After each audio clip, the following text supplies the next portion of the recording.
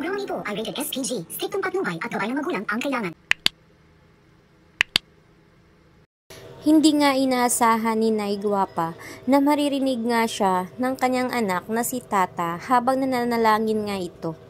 Kaya magugulat nga ito ngang si Tata nang pagpasok nga niya doon nga upang kausapin niya sana at tabihan ang kanyang nanay.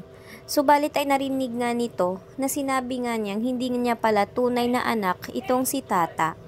Kaya naman ay masasaktan ng lubusan nga itong si Tata dahil sa kanyang malaman nga hindi nga pala siya tunay na anak nito. Kaya naman ay tatanungin nga nito ni Tata si Daboy kung may alam ba siya sa sikreto nga ng kanyang nanay.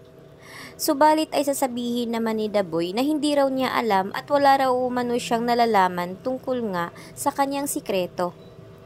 Itinanggi naman ni Nay Guapa na ang kanyang sinasabi ay patungkol kay Tata. Dahil ayaw nga niyang masaktan ang kanyang anak, lalo pat malaman nito ang katotohanan. Kaya naman ay nag-iisip nga ng palusot nga itong si Nay Guapa upang sa gayon nga ay mapunta ang atensyon ni Tata sa iba.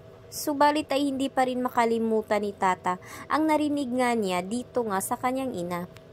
Kaya mukhang magagalit nga ito ngang si Tata dahil na rin sa kanyang madiskubrihan at bakit nga sinikreto ito. Kaya sinabi naman ni Tata na kung meron lang umano siyang maraming pera ay sana ay magpapa-DNA test na lang sila. Subalit ay hindi nga niya ito magawa. Kaya naman ngayon ay labis na nga umano ang pagdududa nga ni Tata na baka may sikreto nga ang kanyang ina.